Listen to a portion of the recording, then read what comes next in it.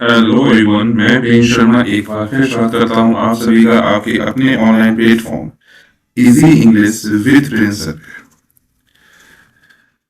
चलिए, अभी तक हम लोग सीरीज को स्टार्ट कर चुके थे जिसका नाम था एबीसी ऑफ इंग्लिश लिटरेचर, जिसके 2 लेक्चर शायद आपके यूट्यूब पर आ चुके हैं। हाँ, लेक्चर 1 लेक्चर 2। उसी सीरीज को आगे करते हुए लेक्चर 3 है जिसमें हम फॉर्म्स ऑफ लिटरेचर जो पढ़ रहे थे उसी का फॉर्म्स ऑफ पोइट्री में हमने 2 चीजें पढ़ ली थी, सोनेट और लिरिक। हम थर्ड चीज ओड के ऊपर बात करेंगे। ठीक है, अभी तक जो क्लासेस रही हैं उन क्लासेस में हमने क्या कर दिया है उसका एक रिकैप भी है कि शुरुआत जब मैंने की थी तो व्हाट इज लिटरेचर के बारे में मैंने जाना था। व्हाट इज लिटरेचर में हम लोगों ने उसकी क्वालिटीज के बारे में आर्टिस्टिक अपीलिंग, सजेस्टिव, यूनिवर्सल और थॉट प्रोवोकिंग होती है, डिवाइसेस के साथ होती है ना। एटमोलॉजिकल लिटरेचर है, लैटिन सोसाइटी लिटरेचर, ये सारी चीजें हमने पढ़ी, बहुत सारी चीजें मतलब हमने पढ़ी। डेफिनेशंस पढ़ी, डेफिनेशंस के बाद फॉर्म्स ऑफ लिटरेचर पढ़ा, जिसमें हमने विद 5 चैनल्स पढ़े, poetry, drama, fiction, non fiction और क्रिटिसिज्म। पोइट्री के father of poetry Geoffrey Chaucer, उसके बारे में हमने पढ़ा। फिर उसके बाद हम लोगों ने पढ़ा पर्सनल पोइट्री, सिलेक्टिव पोइट्री, मतलब टाइप्स ऑफ पोइट्री पढ़ा। टाइप्स ऑफ पोइट्री के बाद हमने फॉर्म्स ऑफ पोइट्री पढ़ना शुरू किया। टाइप्स ऑफ पोइट्री के बाद फॉर्म्स ऑफ पोइट्री के बाद हमने फिर ड्रामा पढ़ा। ड्रामा के बाद कॉमेडी, कॉमेडी के बाद फिक्शन, उसके बाद नॉन फिक्शन, उसके बाद क्रिटिसिज्म, फिर forms what is poetry and define of poetry पढ़ी। उसके बाद हम लोगों ने फॉर्म्स ऑफ पोइट्री शुरू किया। फॉर्म्स ऑफ पोइट्री में हम लोगों ने 2 टाइप्स ऑफ पोइट्री पढ़ ली और उसके बाद हम लोगों ने अलग अलग जो फॉर्म्स जहां लिरिक और सोनेट, इन सबको पढ़ लिया, है ना। बहुत सारी चीजें हमने कवर कर ली हैं इन 2 लेक्चर्स के बीच में। चलिए, फॉर्म करते हैं थोड़ा सा साइलेंट सो दैट ये जो नोटिफिकेशन बार बार आ रहे हैं ये ना आए। चलिए, कर दिया फॉर्म को साइलेंट। अब नोटिफिकेशन हो गई दूरी खत्म। लास्ट क्लास में थैंक यू बोल दिया था। चल, तो आज का लेसन जो है this is about the ode. किसके बारे में है? ओड के बारे में। ओड क्या होता है इसको हमें समझना है और ये कैसे, मतलब क्या क्या चीजें हैं इसके बारे में हमें सारी चीजें जाननी है। ठीक, देखिए अगर हम बात करें तो ode is a type of lyric poem. It means subjective होगा, लिरिक पोएम है ये। इट मींस सब्जेक्टिव होगा। मेजर चीज क्या होती है इसके अंदर? That is praise of subject matter. किसी एक चीज की प्रेज की जाएगी, जैसे ओड टू नाइटिंगेल या ode on a Grecian urn, बहुत सारे हैं ode matter. Father of ode जो है वो कहा जाता है पिंडार को। ओड जो है कहा जाता है पिंडार को। पिंडार कौन है भाई? पिंडार एक ग्रीक पोइट है। मुझे ऐसा लगता है कि यहाँ तो चीजें सब सही हैं, कोई दिक्कत नहीं होगी। What is ode? What is ode? Ode is a lyric poem which is used to praise a subject matter. Father of ode is Pindar. It is originated, या it is famous, it is popularized by Pindar, ऐसा हम कुछ कह सकते हैं। अगर हम थोड़ी सी और बात करें इसी के बारे में तो ode is an exalted lyric poem that begins with an address to someone. किसी को एड्रेस करके सुनी जाती है। Instil anguish in the middle part and ends with consolation. Consolation खत्म होती है। इट मींस फीचर्स आर, क्या क्या चीजें हैं, जैसे कुछ चीजें हमने रखी थी। It is kind of a lyric poem, एक लिरिक पोएम की तरह है। It opens with an address to someone और समथिंग। ये ओपन कैसे होती है? तो it opens with an address, with an address to someone or something. ठीक, its middle part develops a sense of grief. जो middle part होगा उसमें sense of grief देखने को मिलेगा।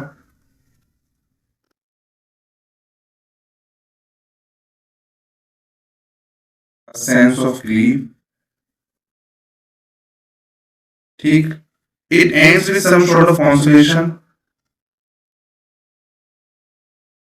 ends with some sort of consolation, written in lofty style में लिखी जाएगी.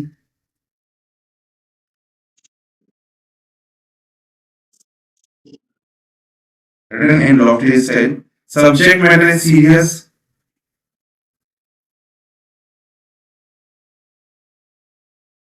Subject is serious. ठीक है. Stone is grave. ठीक. ये सारे फीचर्स हैं इसके अंदर. इतने फीचर्स होना तो मैंडेटरी है. What is lyric poem? What is ode? The ode is a lyric poem. एक lyric poem है ये.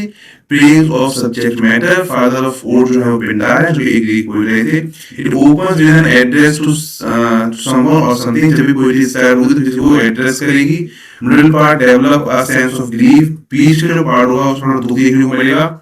Ends with some sort of consolation. खत्म होगी तो कॉन्शियस के साथ खत्म होगी. रिटन इन लॉफ्टी स्टाइल में लिखी हुई है. सब्जेक्ट सीरियस, सब्जेक्ट होगा सीरियस और टेम्पो जो ग्रेव हुई सीरियस होगी. समझ सकते हैं. क्लियर है. चलिए अब बात करते हैं टाइप्स ऑफ ओड की.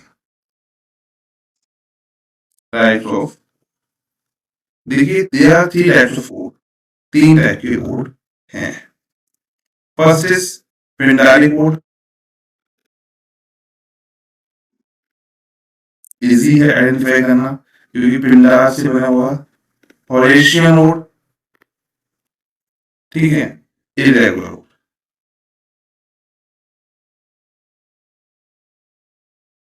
जो पिंडारिक ओड है कैसे लिखोगे भाई. पिंडार ने लिखे हैं जो कि ग्रीक पोएट थे. होरेशियन ओड होरेस ने लिखे हैं. ठीक. इरेगुलर जो ओड हैं वो लिखे हैं अब्राहम कॉले. Abraham Cowley. Who is he? English. ठीक है. Pindaric ode by Pindar, Horatian ode by Horace और irregular ode by Abraham Cowley जो कि इंग्लिश पोएट है. ये दोनों ही ग्रीक पोएट है शायद. और पिंडार तो पता है होरेश इंग्लिश में मतलब सॉरी ग्रीक पोएट ही है. ठीक. चलिए next let's talk about Pindaric. अगर हम पिंडारिक ओड की बात करें तो Pindaric ode is developed by Pindar. Pindaric ode is developed by Pindar. इसके अंदर 3 चीजें हमारे मैंडेटरी हैं जो हमें इंपॉर्टेंट है वो मैं पहले लिख देता हूँ. उसके बाद में थ्योरी पढ़ देता हूँ थोड़ा सा आपके लिए. एक तो स्ट्रोफी, एक एंटी स्ट्रोफी, दूसरा. ये तीनों क्या है स्टेप्स हो सकते हैं. Steps this are steps. ठीक. Let's talk about the features of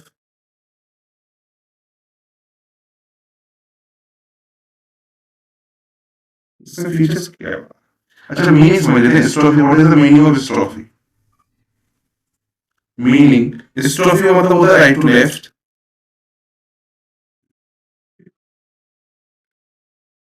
ठीक. एंटी स्ट्रोफी उल्टा यानी left to right.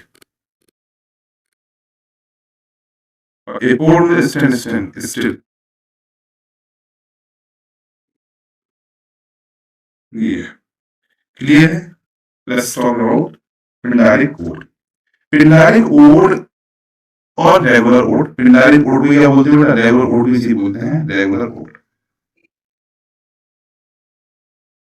Regular ode is written on the model of the ode of Pindar. जो पिंडारिक ओड हैं वो पिंडार के मॉडल पर लिखे गए हैं जो कि एक ग्रीक पोएट थे. It is divided into section. जो सेक्शंस में डिवाइड हैं each of which has 3 parts. जिनमें 3 पार्ट होते हैं. First is स्ट्रोफी. स्ट्रोफी जिसका मतलब होता है turn. And anti strophe the counter turn मतलब राइट टू लेफ्ट. उसका उल्टा लेफ्ट टू राइट ऐसा काउंटर टर्न बोलेंगे. And an epode the stand still. This type of ode is written on public occasion. क्यों लिखे जाते थे भाई. तो पब्लिक ओकेजन में लिखे जाते थे.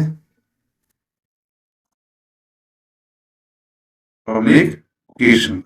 ठीक, for instance celebration of a national victory, मान लो कि कभी भी नेशनल विक्ट्री हो गई, कोई जीत गया, वॉर वगैरह जीत गई कोई कंट्री, तब बर्थडेज, किसी का बर्थडे है तब, है ना, या फिर स्टेट इवेंट्स हैं तो, etcetera. For this reason this kind of ode is also called public ode. इसीलिए इन्हें क्या बोलते हैं बेटा, पब्लिक ओड भी कहा जाता है। क्लियर है? थॉमस के लिए कुछ वर्ड समझ लेते हैं। The progress of पोएजी।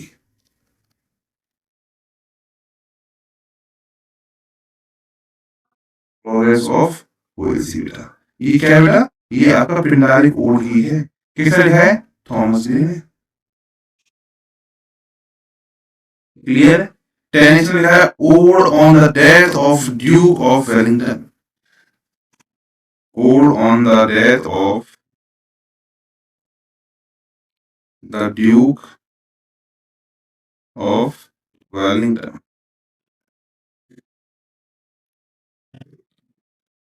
ठीक है, ये किसने लिखा है? टेनिसन। ठीक, ये दोनों ही एग्जांपल किसके बेटा? पिंडारिक कोड के एग्जांपल हैं। किसके एग्जांपल बेटा? पिंडारिक कोड के। आई होप ये सब चीजें आपको क्लियर होंगी। आई होप ये सब चीजें क्लियर। ठीक है, बताइए।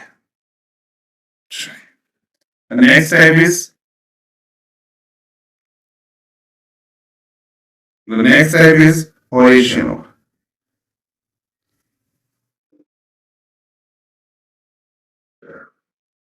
ये बना हुआ है Horatian, invented by Horace। किसने इन्वेंट किया? The Horatian ode is invented by Horace।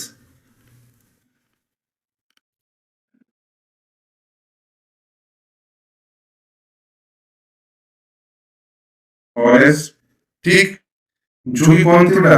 अच्छा हाँ, मैं बताना भूल गया, लैटिन पोइट, याद आ गया अभी, लैटिन पोइट। ठीक है, वो ग्रीक थे और ये हॉरेस जो थे वो लैटिन पोइट थे। क्लियर है? Simple and informal language use की गई थी।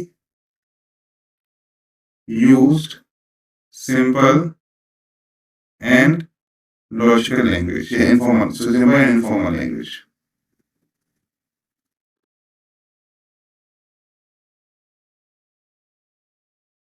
ठीक है, फीलिंग ऑफ प्लेजर देखने को मिलता है।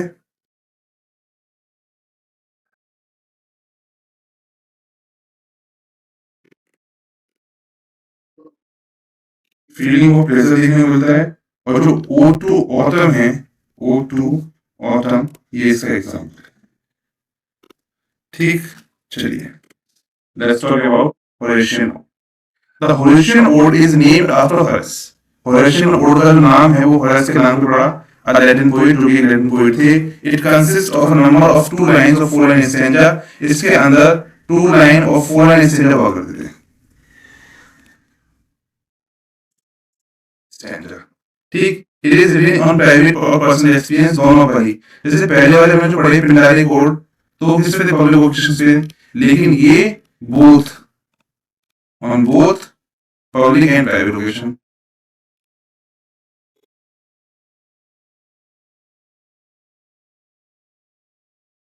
प्राइवेट ओकेशन दोनों पे ही लिखे जाते थे। ठीक, for this reason it is also called private code. तो यही कारण था, मोस्टली प्राइवेट पे लिखे जाते थे, मोस्टली प्राइवेट पे, इसीलिए मैंने प्राइवेट कोड के नाम से भी जानते थे।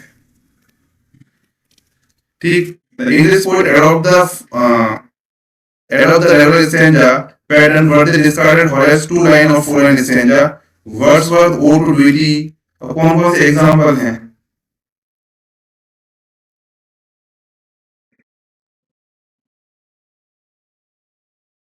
कौन कौन से इसके एग्जांपल हैं?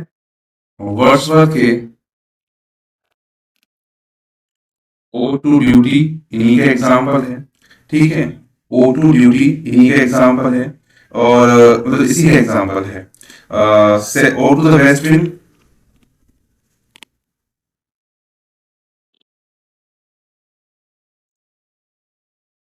शैली का एग्जांपल है।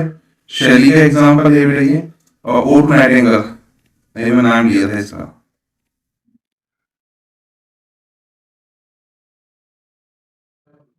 NAGSTINGLE ना, ये किसका एग्जाम्पल बेटा? कीज का। और these are the better मतलब these are the best example of old, these are the best example of, ठीक। Next, last but not least, irregular old। कौन सा ओड भाई? irregular old।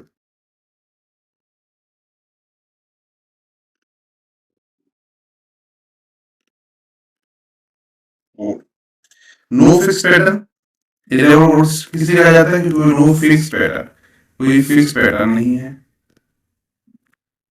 ठीक है बेटा। इसके अलावा without any formal rhyming scheme,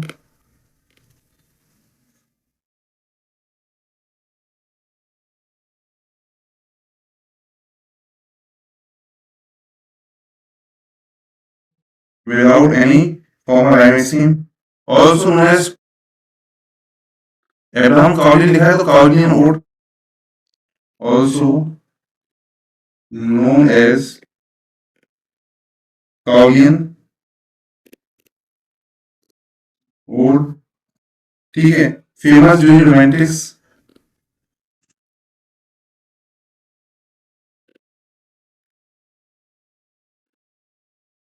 famous during Romantics लिखे किसने है? तो वर्ड्सवर्थ, शैली, कीट्स, इन सब ने लिखे हुए हैं, ठीक है।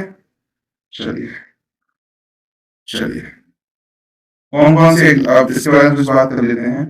The odes which neither follows the three-part structure of Pindar ode nor the regular two lines or the four lines standard pattern of Persian ode are called irregular ode। मतलब ना ही तो जो irregular ode कौन से हुए बेटा? ना ही वो पिंडार को फॉलो कर रहे हैं और ना ही हॉरेस को, इन दोनों को ही फॉलो नहीं कर रहे हैं। ना उसमें वो थ्री पार्ट है, स्ट्रोफी, एंटी स्ट्रोफी और रिपोर्ट, और ना ही फोर सेकंड और फोर लाइन स्टैंजा है उसके अंदर, ठीक। ऐसे जैसे वर्ड्सवर्थ ने लिखा है बेटा, intimation of immortality ode, intimations of immortality जो भी ओड है, ये वर्ड्सवर्थ ने लिखा है। ये आप कह सकते हो एक अच्छा एग्जाम्पल है किसका बेटा? ये एक अच्छा एग्जाम्पल है ओड्स का।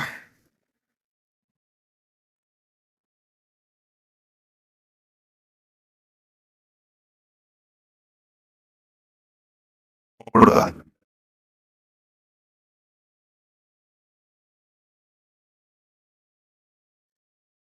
हाँ, सुबह तो सर्दी आ रही है तो ठंड लग रही थी, अब गर्मी है तो मुझे आलस आ रहा है, बड़ी समस्या है।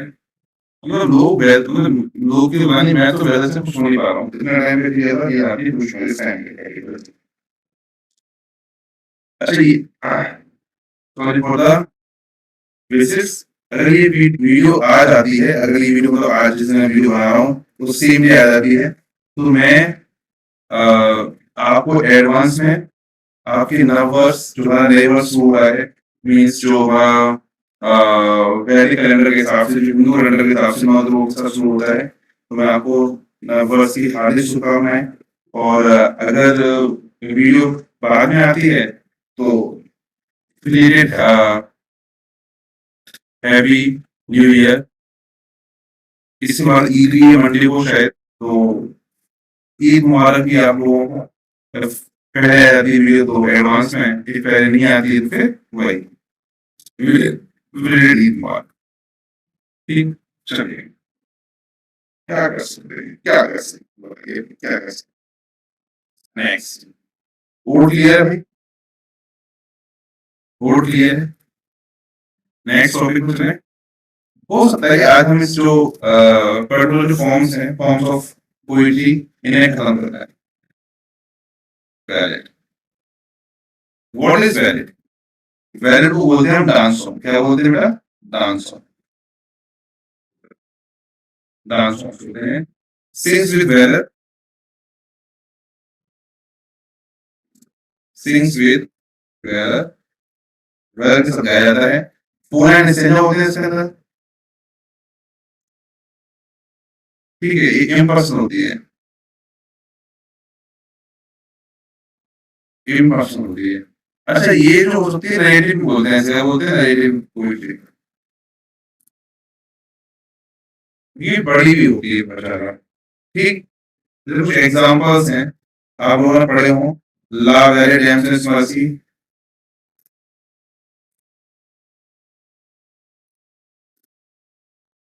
ठीक है, अगर ये नहीं सुना तो relics of ancient English poetry,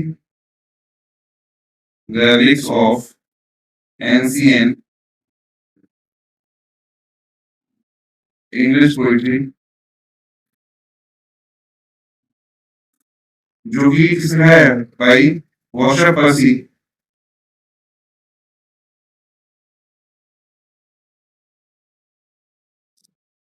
ठीक है, varied of sir Patrick Spencer.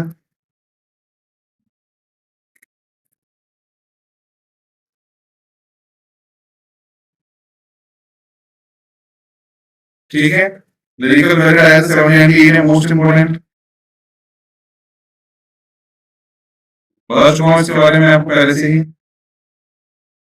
798 में आया था ये। ठीक है, इसके अंदर बेटा दो पोइट्री थी, rime to the sorry 24 poetry थी, इन्होंने दो बता रहा हूँ, rime of the ancient mariner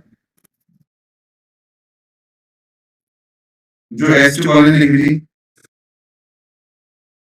और इसके अलावा BR7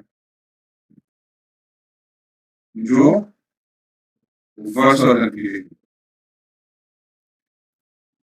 क्लियर है, क्योंकि वर्ड्सवर्थ ने लिखी। क्लियर, चलिए एक सेकंड, कितनी रही है आज?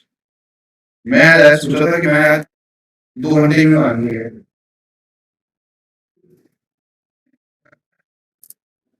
मुझे तो अभी से आने लगी।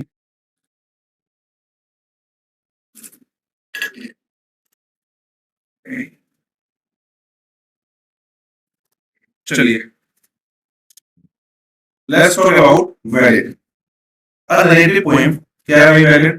देखो वैलिड चल रहा है, ये तो बेसिक चीजें हैं जो इससे क्वेश्चन बने आ सकते, लेकिन थोड़ा डिटेल पढ़ते हैं ना वैलिड पोएम, थोड़ा सा डिटेल में पढ़ते हैं वैलिड क्या है। एक नरेटिव पोएम है, ballad is a narrative poem, ठीक, that tells a story through dialogues and action. जो आपको इसमें बताता है थ्रू डायलॉग्स और एक्शन के ये जनरल फीचर्स आ, जैसे कुछ फीचर्स हैं। पहला, it is radiant form, narrative form में होती है, and so it tells a story, इसकी कहानी बताती है। It's narrated generally impersonal, third person impersonal है, और नरेटर कौन होगा, इम्पर्सनल होगा और थर्ड पर्सन। कौन, narrator.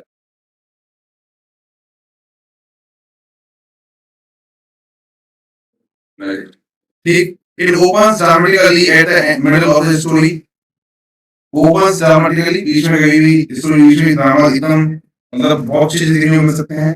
It story is told in dialogue and action, इसकी जो स्टोरी है वो डायरेक्ट डायलॉग और एक्शन फॉर्म में दिखाई जा सकती है। It is usually narrated in a varied stanza, it means 4 line stanza, 4 line stanza में लिखी जाती है mostly.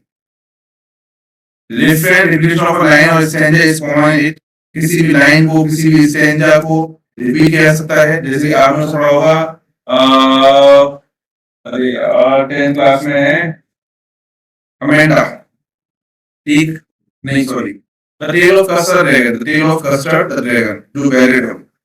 Traditionally it deals with rural labours और लव और लीजेंड्स और सुपरनैचुरल एलिमेंट्स और ट्रेजिक इवेंट्स, असल में ये चीज देखने को मिलती है। अगर हम बात करें टाइप्स ऑफ वैलिड की, तो मेजर 2 टाइप्स ऑफ वैलिड्स हैं।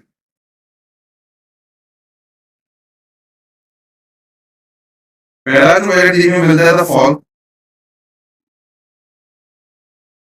ठीक है, और पॉपुलर वैलिड बोलते हैं, इसे क्या बोलते हैं, पॉपुलर, ठीक। दूसरा आपको देखने को मिलता है लिटरेरी वैलिड,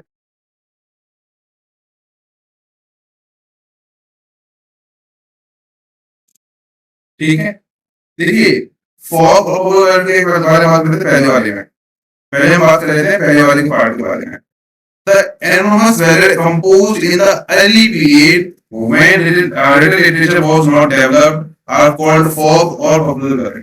वो वैलिड जो तब लिखे गए हैं जब राइटिंग पीरियड चालू हुई थी, जब रिटन चीजों को जानते नहीं थे, उन्हें हम बोलते हैं फोक या फिर पॉपुलर वैलिड। ठीक है, जैसे कौन कौन से थी टाइप ऑफ द कॉर्वीज, नाम दूसरा प्रोनाउंसिएशन पढ़ रहा हूं मैं इसका। एक तो ये था, दूसरा था द डेमोन लवर। डीमोन पढ़ते हैं कुछ लोग से, पर मैं आपको बता दूं इसका जो प्रोनाउंसिएशन है वो डेमोन है, और से लास्ट हिंदी में, सही हिंदी में। ठीक है, इसके अलावा द क्रूअल मदर, ये तीन देखने को मिलता है।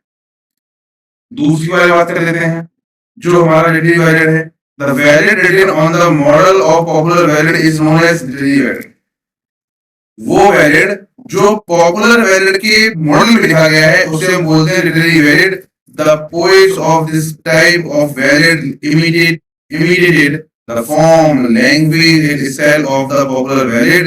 The rhyme of ancient manner हुआ ऐसे कॉलेज का, है ना, ला वेरी डेम्सस मर्सी हुआ कीस का, ठीक, ली ऑफ द लास्ट मिनिस्टर हुआ स्कॉट का। These are all the type of literary valid, all are the types of literary valids। Clear है? चलिए देखिए, जनरली हमने क्या बोला था अभी कि जनरली जो वैलिड्स हैं वो फॉरेन स्टैंडर्ड लिखे जाते हैं। जनरली जो वैलिड्स हैं वो फॉरेन स्टैंडर्ड के अंदर लिखे जाते हैं, बट ऐसा नहीं कि फॉरेन स्टैंडर्ड भी लिखे जाएंगे। कुछ ऐसे अपवाद भी हैं, जैसे rime of the ancient mariner है। In it there are several standard consist of 5 और मोर लाइन, बहुत से स्टैंडर्ड में तो 5 से 6 लाइन है। Similarly through third person narrator is traditionally used valid, first person narrator may also be used in verse with VR7। लेकिन जो VR7 लिखा हुआ है उसमें तो ये बताया था कि यहाँ पे कौन सा पर्सन होता है, थर्ड पर्सन। क्या होता है, थर्ड पर्सन। लेकिन VR7 में कौन सा पर्सन यूज किया गया है, VR7 में first person narration, first person narration. तो ये कहना है कि पर्टिकुलरली यही सिस्टम फॉलो होता है, नहीं कुछ अपवाद भी है ना, कुछ अपवाद भी है। अगर सब कुछ सही हो जाएगा तो फिर मालूम पड़ेंगी चीजें। अपवाद ही रखना चाहिए ना, अपवाद होना मैंडेटरी। क्या होना, अपवाद होना मैंडेटरी। चलिए इतना क्लियर है क्या? अभी हमने दो चीजें पढ़ ली हैं। पहला जो हमारा पढ़ दिया है हमने वो पढ़ा है ओड, दूसरा पढ़ दिया है हमने वैलिड। तो कोशिश की है कि ज्यादा से ज्यादा अच्छा बनाया जाए। आज किसी बोलो छोड़ो, कुछ मत हो, है ना, कोई एक्सक्यूज मत हो, बट हाँ आज भी से आलस है होली के अंदर। उससे मेजर रीजन ये है आज ठंडा मौसम हो चुका है, गर्मी वाला मौसम था, तो अब वो ठंडे मौसम में दोपहर में कई मजा जो आ जाए जीवन का, आत्मा तृप्त हो जाती है, जुकाम हो जाएगा मुझे। चलिए अगर यहाँ तक क्लियर है तो हम लोग आते हैं थर्ड जर्नल पे अपने, दैट इज VR7 लिखा हुआ था, ये पहले कौन से लिखा है, व्हाट्स होता है। ठीक है, let's talk about elegy. Elegy क्या होता है, ठीक है भाई।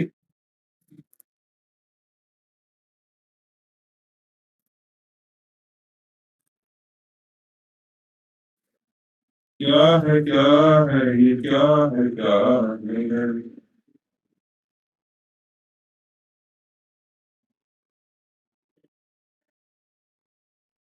ठीक है यार। ये बेसिक नहीं आ रहा है, control Z.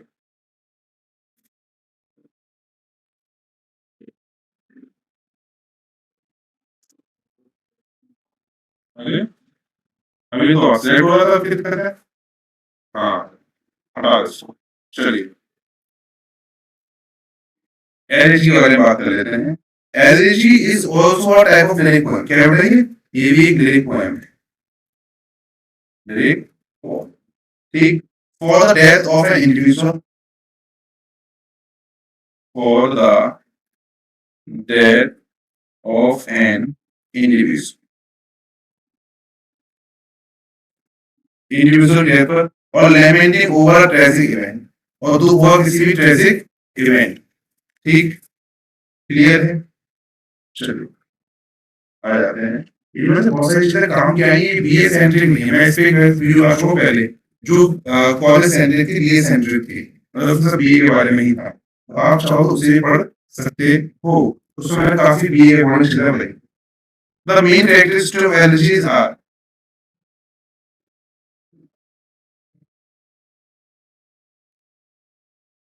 It opens with lamentation. सुनो, लिख ही रहा हूं। जो एलर्जी है वो ओपन होगी विद लैमेंटेशन, मतलब किसी दुख के साथ।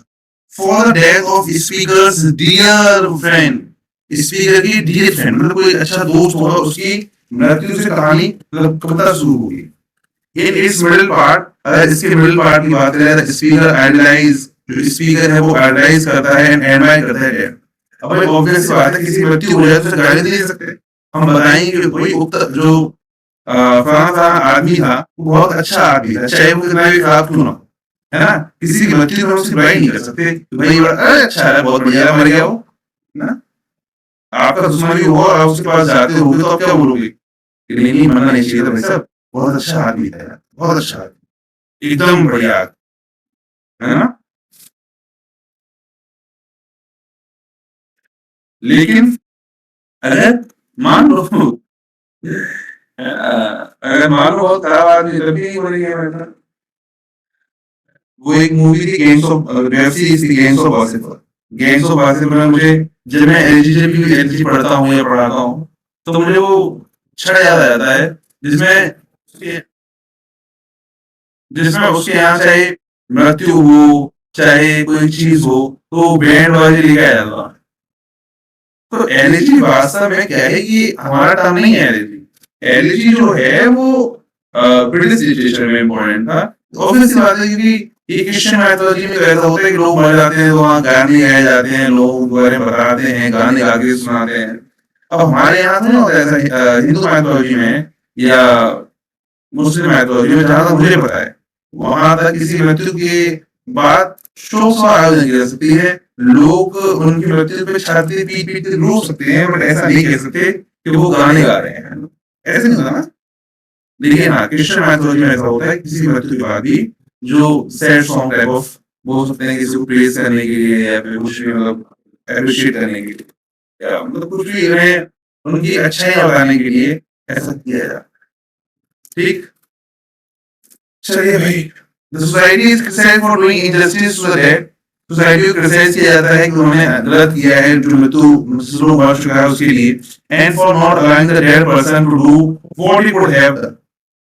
और वो जो कर चुका है या जो कर सकता था उसके लिए उसे अलाउ नहीं किया गया ऐसा करके मतलब बताया जा सकता है। ऑन एवरेज सारी जो मरे व्यक्ति को भी सारी चीजों की क्या बोलते हैं, क्या बोलते हैं, सिंपल टाइप ऑफ, ये पता नहीं क्या बोलते हैं, कुछ है ना। The speaker feels the presence of the dead friend of him। जो स्पीकर है वो ऐसा फील करता है कि उसका जो फ्रेंड है, जो डियरेस्ट पर्सन है, जिसकी मृत्यु हुई है, वो उसके आसपास है जब वो एलर्जी लिखता है तब। ठीक, it raises serious spiritual questions about the nature of life and death and about the immortality of the soul। अब ऑब्वियस सी बात है, जैसे हम लोग किसी के यहाँ जाते हैं भाई, और किसी की मृत्यु हो जाती है, तो देखो आपके पास दो चीजें हैं, या तो आप बस सिंपैथी लेके आए, ठीक है, या फिर ऐसे ही लौट आए। तो जल्दी जब किसी के पास जाते हैं तो भाई जो होना था वो हो गया है, कोई नहीं, और उन्होंने उम्र अपनी जी ली है, चाहे बूढ़ा हो चाहे जवान, कुछ भी भाई गलत हुआ, और थोड़ी सी सिंपैथी देके चले आते हैं। तो जो ये बैरियर है, सॉरी जो एनर्जी है, इसके अंदर भी थोड़ी सिंपैथी देखने को मिलती है। In its closing part of the speaker finds consolation and solace। इसकी जो लास्ट पार्ट होता है उसमें consolation देखने को मिलता है, दुख देखने को मिलता है, solace देखने को मिलता है। It is about a single dead person। वैसे तो एक लोग के लिए बात की जाती है, लेकिन एक फेमस एनर्जी है जो इसका एक्सेप्शन कह सकते हो, वो है elegy written in the country churchyard. कौन सी elegy written in the country churchyard? जो elegy written in the country churchyard है, उसमें आप देखेंगे पूरी कंट्री के लोगों को मतलब पूरी कंट्री के लोगों के लिए लिखा गया है। कंट्री का जो पर्टिकुलर चर्च के आसपास जो गांव के लोग थे उनके लिए लिखा गया था। इसके लिए किसने लिखी? थॉमस ने लिखी हुई है। मॉर्निंग कर रहे हैं for the all the dead blazers, जो मर गए हैं ब्लेजर्स उनके लिए, ठीक, it is medium in nature, medium होती है नेचर में, स्टोन इज ग्रे, इसका जो टोन होता है वो भी सीरियस होता है, पक्का। Some of the famous elegies, कुछ फेमस एलर्जीज हैं, जैसे कि ग्रे की elegy in the country churchyard है, टेनिसन की मेमोरियम है, वॉल्ट विटमैन की when relax in the dooryard bloomed, हाँ, W.H. Auden की in the memory of W.E. ये कुछ है, ये ऐसी कुछ टाइप तो नहीं होते, लेकिन एक टाइप हम बता सकते हैं कि पेस्टोरल एलर्जी एक टाइप ऑफ एलर्जी है, जिसमें एक इन्वोकेशन होता है म्यूजिक का, डिस्क्राइब करते हैं पॉलिटिशियंस को, सैफर्स को, और who mourn for the misfortune of a fellow सैफर, जो किसी फेलो सैफर के मरने पे मौन कर रहा है, मॉर्निंग कर रहा है, ठीक। जैसे कि एडमंड स्पेंसर, हाँ, एडमंड स्पेंसर की द सैफर कैलेंडर है, इसके अंदर 12 है पोएट्रीज लिखी हुई हैं, 12 पोएट्रीज हैं। मिल्टन का रिसियस है, सैली का एडोनिस है, आर्नोल्ड का है थ्रेसिस, ये सब जो है वो एलर्जी के फॉर्म देखने को मिलते हैं, क्लियर है। Let's talk about allergy. अब कुछ चीजें लिख लेते हैं, वैसे बहुत सारी चीजें हमने पढ़ ली हैं, अब थोड़ी चीजें लिखी जा सकती जहां तक मुझे पता है।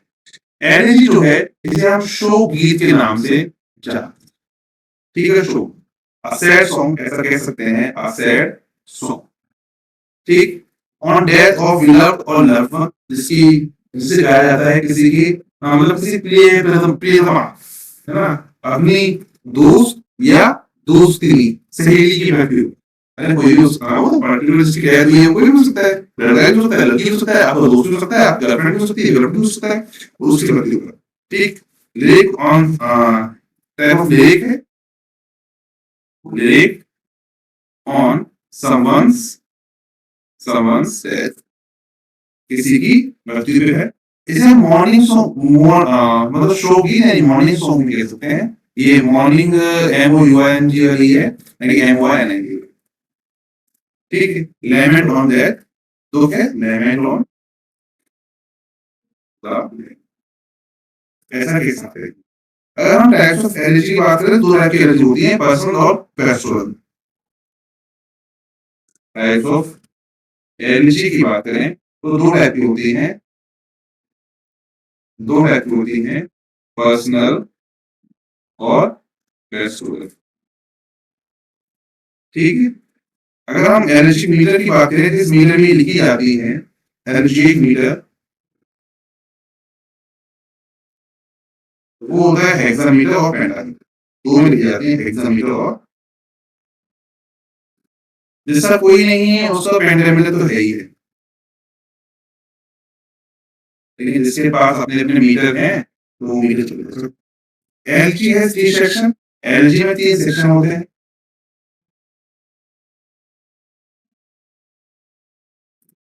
3 सेक्शन कौन से होते हैं, लेमेंट करेगा, शोक बनाएगा, प्रेज करेगा यानी प्रशंसा करेगा, इसके अलावा asset of death, asset of death, the death is eternal, मृत्यु निश्चय, बन जाते हैं थोड़ी देर बाबा, मृत्यु निश्चय, जो आया है वो जाए, है ना। गौतम बुद्ध की स्पीच याद रहती है किशोर गौतमी वाली, जब मतलब थोड़ी सी कहानी है, अगर आप लोग पढ़ी तो अच्छी बात है, नहीं पढ़ी है तो समझ लेंगे। तो एक है, एक लेडी है किशोर गौतमी, गौतम बुद्ध है, सिद्धार्थ गौतम, जो अपनी पूरी आध्यात्मिक ज्ञान की तरफ, आध्यात्मिक ज्ञान की प्राप्ति कर ली थी उन्होंने, तो उसके बाद वो बनारस में थे, हाँ बनारस में थे, तो वहाँ अपनी लाइफ को स्पेंड कर रहे थे, जी रहे थे, सब चीजें चल रही थी, तभी एक किशोर गौतमी नाम की लड़की, औरत, अपने बेटे को लेके इधर उधर घूम रही थी, और लोगों से कह रही थी कि भाई इस मेरे बच्चे को जिंदा कर दो, मेरे बच्चे को जिंदा कर दो। तो ऑब्वियसली बात है, मरे हुए कौन कौन जिंदा कर सकता था, तो लोग से पागल कहते थे, या कुछ और भी कहते थे कि तुम पागल हो, तुम अपने बेटे के प्यार में बाप जो हो, ये तो बुद्धि नहीं है, जो मर गया वो कैसे आ सकता है ना। आफ्टर सम टाइम उसे एक लड़का मिलता है, आदमी मिलता है, वो उसे कहता है कि देखो मैं इसे क्योर नहीं कर सकता, but I know a person who can cure him. कि मैं तो क्योर नहीं कर सकता, बट मैं एक ऐसे बंदे को जानता हूँ, एक मैं ऐसे महात्मा को जानता हूँ, एक संत को जानता हूँ जो क्योर कर सकते हैं। Please send the address of the person, या please tell me about the person, मुझे उस पर्सन के बारे में बताइए, कौन है जो मेरे बच्चे को सही कर सकता है, मैं तुरंत उसके पास जाऊँ। तो बताते हैं गौतम बुद्ध हैं जो एक आश्रम में रहते हैं, वहां आप जाइए, मुनि है, आप उनसे मिलिए, वो आपके बच्चे को निकाह कर रहे हैं। तो कृष्णा गौतमी जाती है और चिल्लाती है, महाराज मेरे बच्चे को जिंदा कर दी। भाई साहब आते हैं, गौतम बुद्ध जी आते हैं, और गौतम बुद्ध जब वहां पहुंचते हैं तो उससे कहते हैं कि मुझे एक मुट्ठी मस्टर्ड ऑफ सीड्स, तो सीड्स ऑफ मस्टर्ड, मुझे मस्टर्ड की सीड चाहिए, मतलब सरसों के बीज, एक मुट्ठी। तो वो तुरंत तैयार रहती है लेके आने की। तभी वो कहते हैं कि देखिए, I want the seeds from that house, मुझे वो सीड्स उस घर से चाहिए, there no casualty had happened, जहां कोई भी मृत्यु ना हुई, वो किसी की मृत्यु ना। समझ में आ रहा है? वो कहती है ओके ठीक है, वो चली जाती है, लोगों के यहाँ जाती है और हर किसी से पूछती है कि भाई मस्टर्ड सीड दे दो, मस्टर्ड सीड दे दो, मस्टर्ड सीड दे दो। लेकिन जैसे वो ऐड करती है कि क्या आपके यहाँ पे मृत्यु हुई है, तो वो लोग उसे बताने लग जाते हैं। कहते हैं कि वो लोग तो कम हैं, मतलब ऐसे लोग तो कम हैं जिनकी जो जिंदा है, द लिविंग्स आर फ्यू, जो जीवित है वो तो कुछ है, मुट्ठी भर, count on the finger. Obvious सी बात है, आप लोगों के यहाँ जो जिंदा है वो कितने का, और द रेस्ट आर लॉस्ट, जो मरे हुए लोग हैं बहुत ज्यादा है। तो आप हमारे जो भाव हैं उन्हें मत भूलिए। फिर ऑब्वियस सोचिए, हमारे जो फॉरफादर्स हैं, मतलब मेरे पापा के बाबा, उनके बाबा, उनके बाबा, उनके बाबा, उनके बाबा, भाई सृष्टि को बने हुए 12,000 साल हो चुके हैं, सॉरी 12,000 साल पहले ह्यूमन बींग्स आ चुके हैं सृष्टि पर। अगर आप हिस्ट्री पढ़ते हैं तो हिस्ट्री में लगभग 12,000 साल पहले ह्यूमन एग्जिस्टेंस मानी जाती है। तो अब 12,000 साल पहले ह्यूमन एग्जिस्टेंस, और मोर देन दैट हो सकती है, इससे भी ज्यादा हो सकती है, 12,100, 12,200, 12,300, 12,500, कुछ भी हो सकती है, ऑन एंड अबाउट के 12,000 के आसपास। तो 12,000 साल में कितनी पीढ़ियां निकल चुकी होंगी हम लोग, है ना? 1,000 साल में 10 मान चले तो 12,000 साल में कितनी होगी? 1,000 साल में 10, 12,000 साल, सॉरी 100 साल, हाँ। हम्म, तो इतने लोग, इनके चाचा भतीजे फूफा ऊफा, मतलब सब लोग, इतनी जो पीढ़ियां रही होंगी, सब साथ में सब जा चुके हैं। तो इस चीज से समझ में आ जाता है कि डेथ इज अटल, मृत्यु एक सत्य है, कटु सत्य। आप जब उसे एक्सेप्ट कर लें तब। तो एलएजी भी 3 सेक्शन में है, पहले शोक मनाती है कि हाँ दुख है, फिर प्रेज करती है उस व्यक्ति जिसकी डेथ हुई है, और लास्ट में उसकी डेथ को एक्सेप्ट कर लेते हैं, हाँ कि मृत्यु सत्य है, उसके लिए दुखी ज्यादा नहीं है ना। इसीलिए वो गाना गा देते हैं, हमारे यहाँ कैसे गाना गाया जाता है, लोग छाती पीट पीट के रोते हैं, मर जाएंगे, कल रात में खाना खा रही थी, बच्चे को खिलाती थी, चीखते जाएंगे, चीखते जाएंगे, चलिए कोई दिक्कत नहीं। तो ये सब चीजें होती है, ठीक। पर्सनल जो पर्सनल एनर्जी होती है ऑन डेथ ऑफ बिलव्ड, एक पर्सनल है तो फिर बिलव्ड जाएगा ना, ऑफ बिलव्ड, किसी ऐसे व्यक्ति जो दिल के बहुत करीब रहा हो, उसकी पैस्टोरल अगर होगी तो उसकी मृत्यु होगी, पैस्टोरल होगी तो रूरल, हाँ रूरल सेटिंग होगी इनकी। एक शेफर्ड देखने को मिलेगा भैया, बिना शेफर्ड की कोई भी पैस्टोरल एनर्जी नहीं हो सकती। Shepherd shows lament on the fellow shepherd, और ये भाई जो शेफर्ड है वो किसके, फेलो शेफर्ड की डेथ पर शोक मनाएगा, शेफर्ड्स डेथ, इसकी डेथ पर शोक। ठीक है, इन्वोकेशन ऑफ गॉड तो है ही, music, sorry invocation of music से देखने को मिलता है, ये भी देखने को उसमें मिलता है, देखने को मिला, बहुत सारी चीजें देखने को मिली हैं। और ऐसे बहुत ऐसी है, और ये इस एक बोला है कुछ में से क्रिटिसिज्म नहीं चाहिए मुझे पर्सन। चलिए बात करते हैं कुछ पेस्टोरल एनर्जी के एग्जाम्पल की। चलिए तो in memory of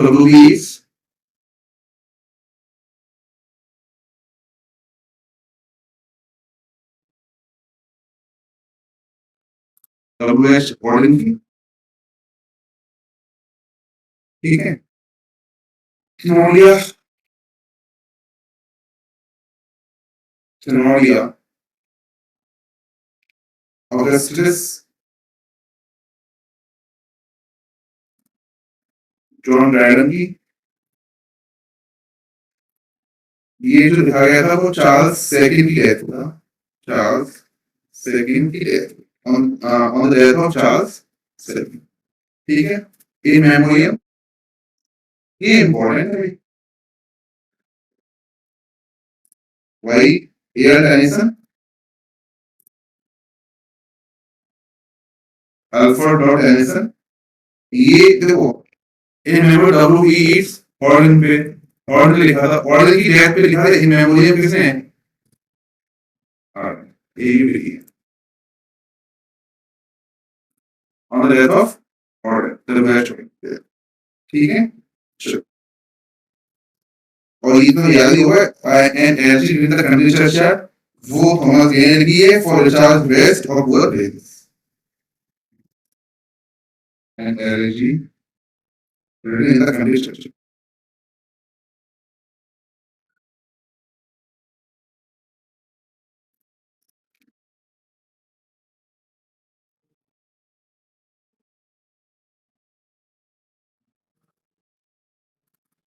Thomas Gray, Thomas Gray ने लिखा हुआ है on death of Richard West और पुअर प्लेयर्स, इन लोगों, ठीक है। वो कैप्टन माई कैप्टन बहुत इंपॉर्टेंट, वो कैप्टन बहुत इंपॉर्टेंट था भैया, माई कैप्टन। किसने लिखा है भाई? वो वॉल्ट विटमैन,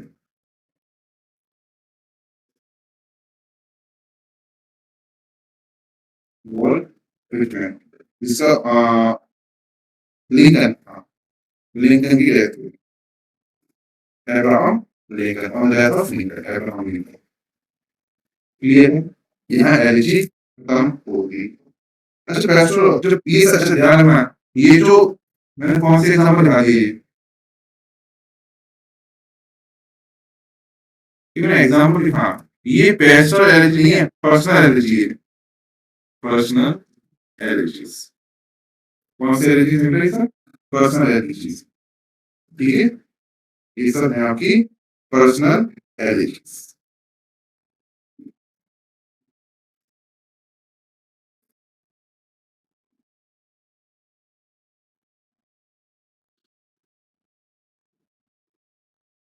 चलिए अब आगे बढ़ते हैं पर्सनल एलर्जी से थोड़ी सी पेस्टुरल एलर्जीज के बारे में बात कर लेते हैं।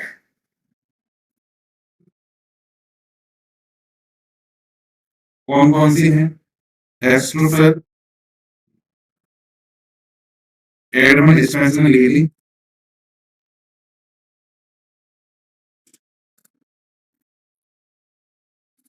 एडमंड स्पेंसर सिडनी की डेथ पे, सर फिलिप्स लिखी, ठीक है। दूसरा लेसिडस, जॉन मिल्टन ने लिखी थी,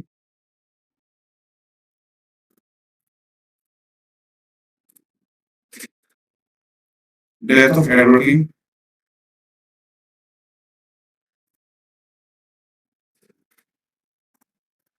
एडवर्ड किंग की डेथ पर एरोनिस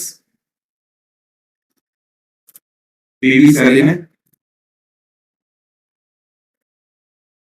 ठीक है। Death of John Keats,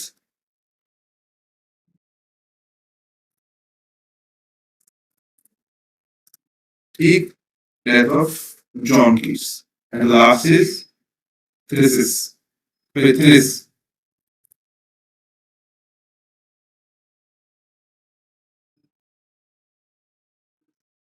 Matthew Arnold ने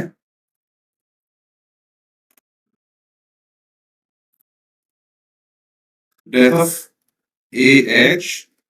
क्लॉथ, ठीक है, ठीक, ओके, ये हो गया एलिश, क्या होगी एलिश, ठीक, सही। आज हमने भी दो चीजें पढ़ी हैं, first is buried, second is Eilish. और कुछ पढ़ा क्या आज? ओड, हाँ, ओड बैरिड एलिजी, तीन चीज पढ़ी है हमने, ओड पढ़ा, फिर बैरिड पढ़ा, फिर एलिजी पढ़ ली, ठीक है, ode ballad elegy. Let's talk about epic. ये एपिक हम कल पढ़ेंगे, है ना, एपिक हम पढ़ेंगे कल, ठीक है, ये पढ़ लें, एपिक कल पढ़ेंगे। This is all for the day, this is all for the day. अब हम लोग मिलेंगे नेक्स्ट क्लास में जिसमें हम लोग पढ़ेंगे एपिक और कुछ अदर फॉर्म्स ऑफ एपिक, ठीक, चलिए, thank you everyone, this is all for the day, good bye, take care, see you in the next class.